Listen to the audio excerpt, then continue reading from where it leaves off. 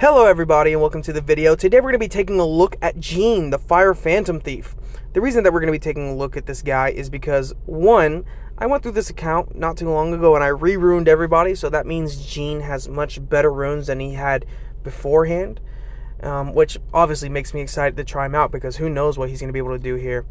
But on top of that, this guy, and I know a lot of new players have him sitting in the storage box, right? In the storage, and they don't plan to use this guy. But this guy is a really amazing unit. He's a beast, right? And it's a shame that especially new players aren't building this guy, because this guy is almost like Naomi in the sense that he's not going to be using the same runes that a lot of your normal damage dealers are going to be using, right? And you'll see this as we go through the kit, but very easy to rune, not stat hungry at all, and can deliver amazing damage. He can deliver amazing results. So of course, it's not enough to just tell you this. I need to show you this. So what we're going to do is we're going to go through this kit.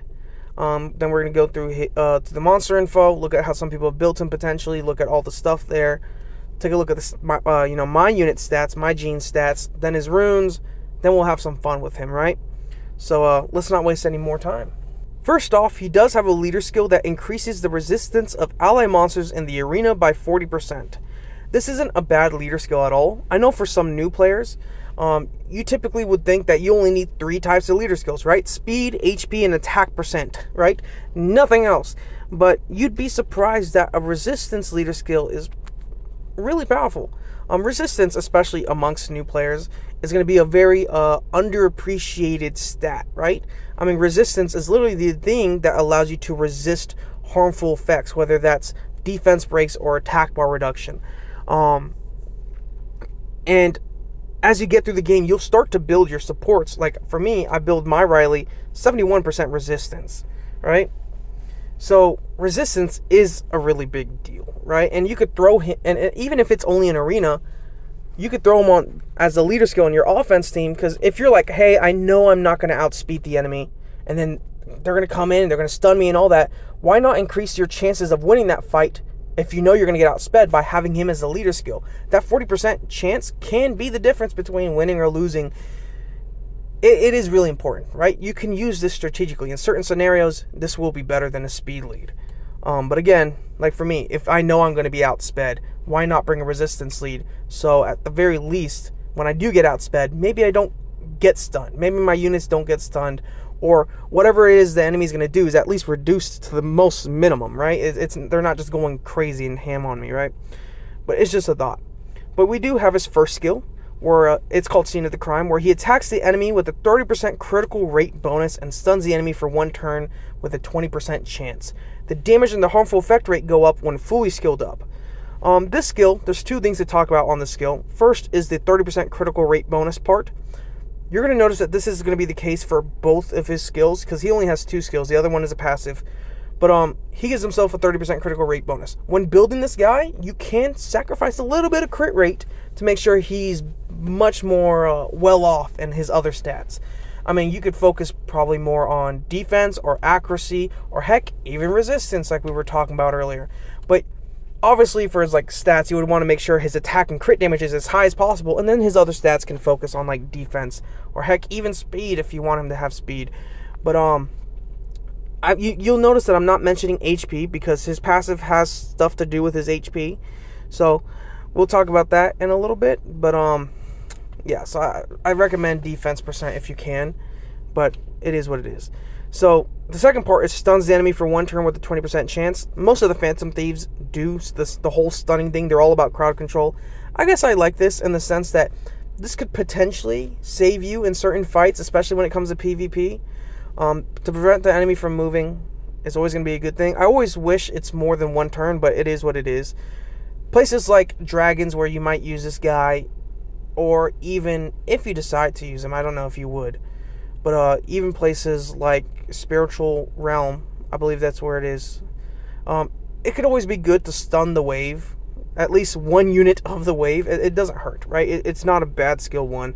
Is it the craziest one? But no, but it's not bad. Skill 2, Surprise Visit. Attacks with a 30% critical rate bonus, there it is again, and stuns the enemy if the attack lands as a critical hit. Additionally, inflicts damage that ignores all damage reduction effects every 2 turns when fully skilled up, as well as increasing the damage, right? So there are 2 parts that we have to talk about on this one. We're going to get past the critical rate bonus. We already talked about that. But stuns the enemy if your attacks land as a critical hit. That's pretty good, right?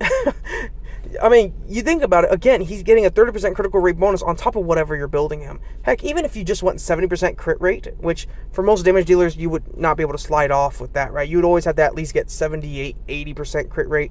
That's what most people are comfortable with. That's what I'm comfortable with. But for this guy, you could build him 70% crit rate, and with his bonus, he'd have 100% crit rate, right? And you'd always be stunning the enemy. So... again, it's just like, I like that it's built, like his stun is built off of his crit rate, and it's like all of his stats give him extra crit rate. Or all of his extra skills give him crit rate, my bad. But I think the really, really big part of this is the last part of this, where he additionally inflicts damage that ignores all damage reduction effects.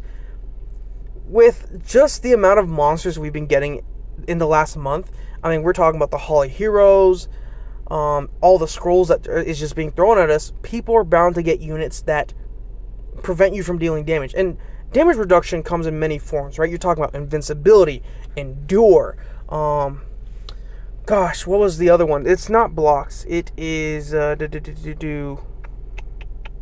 defend. But again, defend, invincibility, endure, shields, defense buffs. All these are damage reduction effects. He ignores all of these. So when you run into a Halphus, or when you run into a Theomars, or whenever you run into any unit that is trying to mitigate the amount of damage that you're going to deliver, Jean is just going to essentially be like, oh, yeah, no, I don't care about your defend. I don't care about your shield. I don't care about none of that. I'm going to just hit you with the biggest nuke. I'm going to slap you in the face with a mini nuke, okay? Get ready for it. Because obviously his kit, especially with his passive, is going to make him hit hard. So that, on top of this ignores damage reduction effects, is really amazing. And you're going to be able to utilize this, especially when it comes to Arena. I mean, some of the free units that we got, just even talking about invincibility. We got Ikasha, my bad. We got Lewis. We got a couple units. I mean, even Jean, which is a unit that you could fuse, she has the invincibility thing on her skill 2. There are a lot of units. Guillaume has it in his passive. So you can even counter his brother, Guillaume, with his skill 2. It's not bad. But just wanted to point that out. Right? But moving on to his passive. Okay, I'm going to pretend like I didn't see the chat. Fuck you too, motherfucker. You see this? Anyways, his passive. Quality of Phantom. Passive. Increases your attack bar by 50% when the enemy target is defeated or stunned after an attack. So I really want to talk about the first part of this passive before we talk about the last part. Increase your attack bar by 50% whenever the enemy's killed or defeated or whatever you want to call it, or stunned. The thing about this passive is, regardless if he is the one to stun the enemy, he will get that 50% attack bar reduction. So let's say you bring him with Veramos, right? If Veramos stuns all the enemies, and then Jean attacks, he will still benefit off of that 50% attack bar boost, right? And I will show you this in a second, just demonstrating it.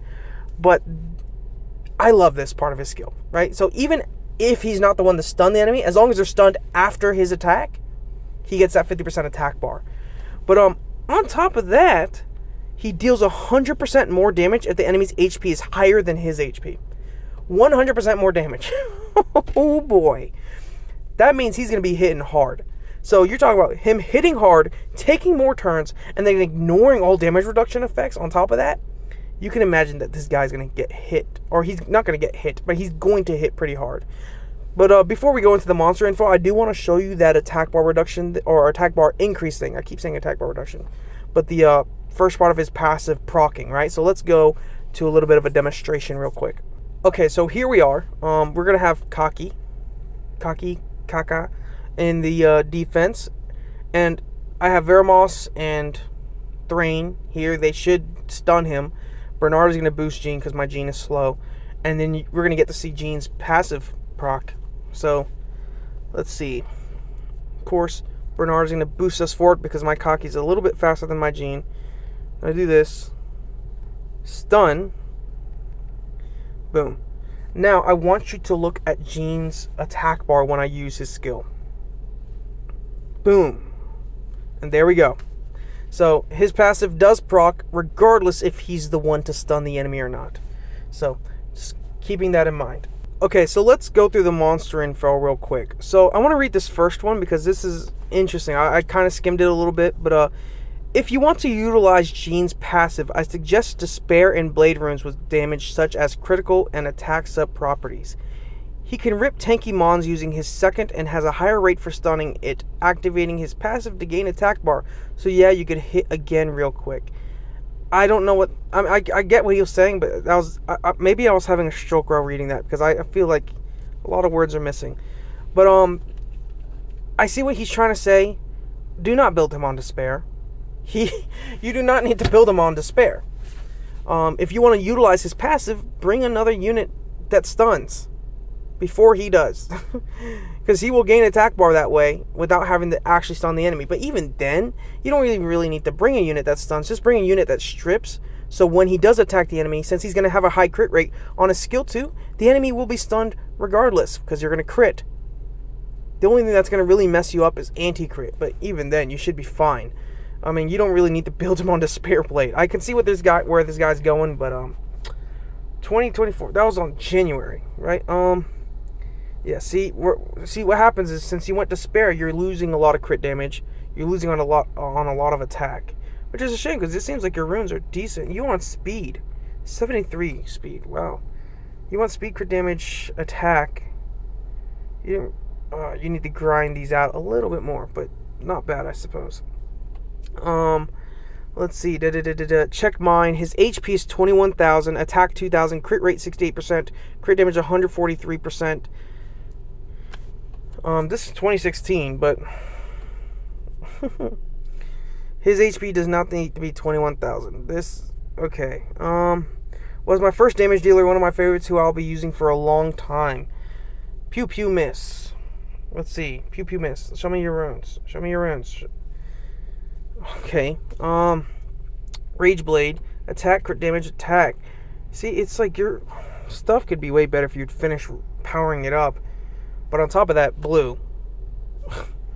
Like you could crit damage, aim for the crit damage.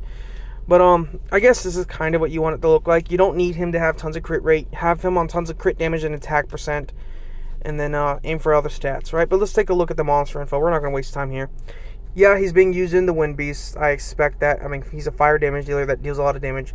Light Beast, I could see that because all of his attacks are single hit attacks, which in the Light Beast, that's what you want. Rift Raid, yep, he's going to be used in Rift Raid. Again, he hits really, really hard. Look at that team. Fron and Riley in the front. Wow. Siege Battle, of course. Arena, Guild Battle. Dark Beast, interesting. And then Tartarus Labyrinth. Yeah. So, statistics. Fatal Blade, Rage Will, Fatal Blade, Rage. Yeah, kind of. That's really what he should be using. I guess you could throw him on Violent, and Violent would work on him if you can get the crit damage and attack percent, which shouldn't be too hard.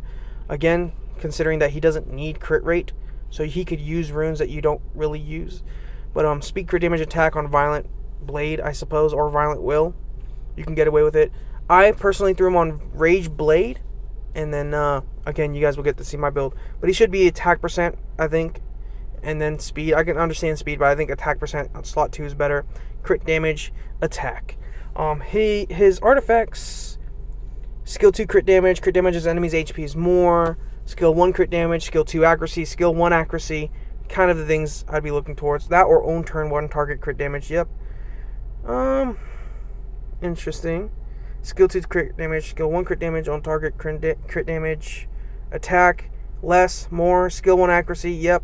All these are really good, except the additional damage proportionate to HP. You don't want them on HP. Let's take a look at mine. Boom! You see he has no HP whatsoever, next to none. 2,071 bonus attack, 392 bonus defense, 10 bonus speed, 54% crit rate, 229% crit damage, 47% accuracy. I tried to get him some accuracy on his runes, because I want him to stun slightly more. But yeah, look at these. Boom, boom. Can I? I don't have grinds. I keep farming. I farm all day and I never have anything. His stats could be higher. What? Oh my gosh. I'm so shameful, bro. So shameful. We'll go defense percent. I don't need him on speed. I really don't. I could roll with that. Yeah. And then there's this one, right? So his artifacts: damage dealt on fire plus 8%, attack and defense up effect plus 6%, additional damage by 6% of attack, and then he gains like life drain, right? Skill 1 crit damage, skill 1 accuracy, skill 2 accuracy, and then life drain. So all these pretty much help him. Let's not waste any time. Let's go to the Wind Beast. Okay, so here we are in the Wind Beast. We have Riley and Bella Dion in the front for the healing and the tanking. We have Igar in the back for the attack lead, plus he also has an attack buff, and then he has a vampiric effect which allows us to heal. We have Astar, which can deal heavy fire damage. We have Rayok, and then of course we have our boy. We should be hitting really hard. Really, really hard. But of course, it's not enough to just say it. Let's see it. So of course we're going to manual it. We'll do it. We'll let it auto a second time around, but boom. Do this. We probably don't even need Riley, right? We'll do immunity, I guess. Boom, boom, boom. Oh, yikes. We're not going to get... Okay, we get to see it. So let's see what his skill 2 will look like. Yeah. 91. What's that? 91,000 damage. Wow. That was really good. I like that. He hit hard. I didn't expect that. Boom. Yeah, dude. I didn't expect 91,000, man. Let's see. 450k on skill 1. 450k. I mean, anyone can look good, I guess, in the Wind Beast, right? But what makes him... Again, what's making him hit really, really hard is... Ooh. 703k. But what makes him hit really hard is his passive, right? The fact that he has next to no HP means that any... Again, remember, it says enemy... Oh my god. Any enemy... You can see how I kind of got it tongue twisted, right? Any enemy that has more HP than him will allow him to hit and deal damage that is 100% more, right? He'll deal 100% increased damage to any enemy that has more HP than him, which he has next to no HP. Plus, when you talk about bosses like this, they have tons of HP. So, yeah, pretty good unit. 91k. Skill 2. Yeah, okay. Let's go to the Dragon's boss. Okay, so here we are, Dragon's Lair Abyss Hard. Here we have the typical team. Verd, Fron, Lauren, Veramos. These guys will carry you through Dragon's Abyss Hard as your first team. And then you would typically use Crow, but it might not be a bad idea to use Jean here because you're going to get tons of damage out. Of course, thanks to his passive and his skill 2 and all that stuff. But let's see how much he's really getting out here, right? 28k, skill 1. And if the enemy would have survived, they probably would have been stunned. 44. 44. 44,000, right? None of these enemies are defense broken, by the way. 44 on skill 1. He's hitting so hard, bro. Oh my gosh. He's literally... An enemy stunned. So even if the enemy did get a chance to move, the enemy just would have... 43. Even if the enemy does survive, they wouldn't have gotten a chance to move. 38. He's hitting really freaking hard. Oh man. Okay.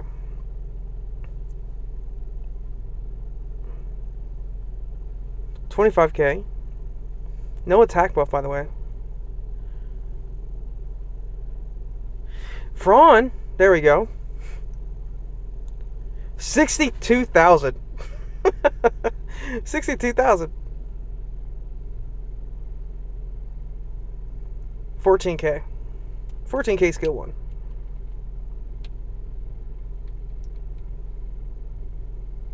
We need to bring him in Steel Fortress.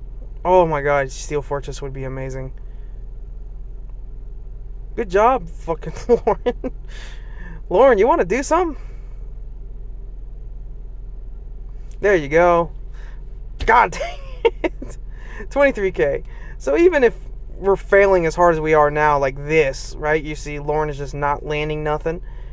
He's still coming through with some decent damage. Is it the craziest damage in the world? But no. But it's like, what unit is going to do crazy damage with the dragon with his immunity and no defense breaks or nothing? That was not bad. A minute 57. So even when we were just failing everything there and missing everything, under 2 minutes. So let's go to Steel Fortress. Okay, so here we are. Steel Fortress Abyss Hard. Igar and Zinc. You are Zinc, right? Zinc. Block beneficial effects. Lauren will strip it, the boss, and then Jean will probably one-hit the boss if everything is set up correctly. If everything goes how we want it to go. But obviously he has attribute advantage here, so he should be able to get in tons of damage. Let's see. 100k! 100k damage! 100,000 damage. I don't think I've seen that. Have I seen a unit do 100k damage like that, just casually? Oh my gosh. That was good. I like that. Jean, what the heck? What the heck? Boom. Okay. 64k. That was good. 100k damage. What is with our units? We're just getting owned. 41k. Blood contract. Boom. Blocks beneficial effects. Everything's going our way. Team up. Oh my gosh. I didn't even see the damage there, but I looked at the HP bar. I want to manual this. Hold up. 44k. That's not bad at all. This is all right. This is all right. That wasn't bad at all. Hold up. Let's see that time. That time was a minute 20 at most. Minute 24. Wow. I guess let's go into PvP. Let's have some PvP. Okay, so here's our first fight. Kind of worried about a Bellio, but we'll be fine. Heck, we could bring you. We could have some fun, bring you and you. And then, we should be pretty well off. We should be nuking people. I mean, nuking people. Is it any surprise that I didn't unrune Moria? Attack buff. Let's see if we can take care of a Bellio pretty quickly. If possible. If at all possible. So, actually, here, let's try it. No. Yeah, figured. Defense break you. Never mind. Immunity. Everyone has immunity. Let's see, how much he does to the Riley.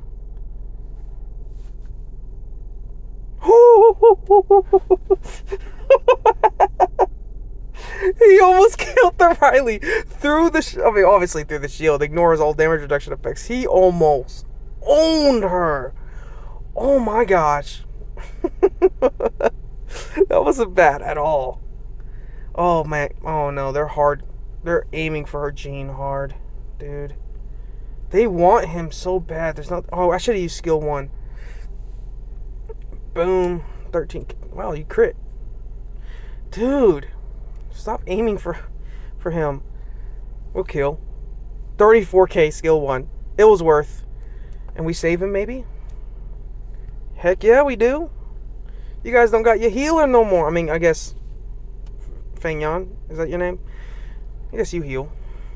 Well, but you die. 20 and nuke. Oh, you almost died, but you got stunned. So the stun came into play. We are destroying, bruh. Death? No. But we stunned. So we got to shut you down. I can't believe we won this. Let's move on to the next fight. What does this team do? I don't care. You think I care? We're just gonna run in with random units. Here, let's go with Aegir. I think that's his name, Aegir, the Water Barbaric King. I forget names. I mean, I literally made a video on this guy like less than a month ago, and I already forgot. We've been stunned. We've been stunned. Stunned. Okay, chill. What the hell, Contos? What are you guys? What are he bribing you guys? What is he under the table on you guys? No, we're gonna take your stuff. Give me it all. Yeah, I think I'll take that. Wham. Okay, Riley, you want to move? You want to move just maybe a little bit? Maybe a step or two? Forward? You almost had me. I almost let my inner demon out. I'm about screamed. About screeched. How about kablam? Kablam. Death. Oh my gosh. And boost the turns? Oh, you thought you was revived? You thought you was... Okay, never mind. You was revived. I thought I was going to move before... Okay, well... We lost. Let's move on. Why did he do that to me? Why did he kill him? Why won't you let me win? Okay. We never outspeed. At least we're resisting everything. Can't really do much because Veramos is about to move. Immunity. Oh yeah, I forgot, Riley, you don't get to play the game. You don't get to play. When we started this... Oh, wow. When we started this fight, technically we started the fight at 3. The enemy has 3 monsters only. Yeah, you guys don't get a 4th monster. Delete. Boom. Oh, man. Oh, violent proc. Yay. Ooh. Oh, Veramos. Veramos is moving. What? Veramos, you're still in the game? Oh, yeah. No, I mean, now you're not.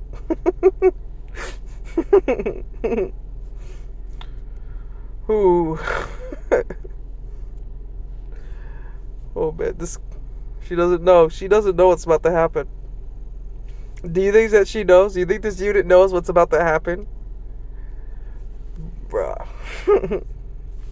It's about to look like I'm recreating Fallout 4 in Summoner's War because I'm about to drop a nuke. Oh man. We're done. Let's go to the monster box. Must I say anything about this guy? I mean, this dude, this entire video, it's just like, I'll be honest, for the fights we lost, which I'm going to leave in, obviously, it's like, it was all on me, right? I just didn't bring speedy units, right? But like, you saw how he was just nuking everybody. You get a one-shot. You get a one-shot. Everybody gets a one-shot. Tank, squishy, you're all squishies to me, right? This dude is so fun, man. Build this guy, man. Oh my gosh, his passive makes him so OP. Obviously, I'm giving this guy a 10 out of 10. He's going to be one of the... I think it's been a while since I've given anyone a 10 out of 10, right? This guy's a 10 out of 10 unit. This guy just destroys anybody, anywhere, anytime at all, down here in the deep blue sea, right? I don't know. You guys tell me what you think about this guy. I'm not even going to ask you if you think I did him any justice. I did him justice. This guy is justice. He's Batman, right? He's the hero the city needs and deserves. So, you guys tell me what you think in the comments. I'm gonna go back to the arena with this guy. I'm gonna go fuck some people up. You guys take care. Peace.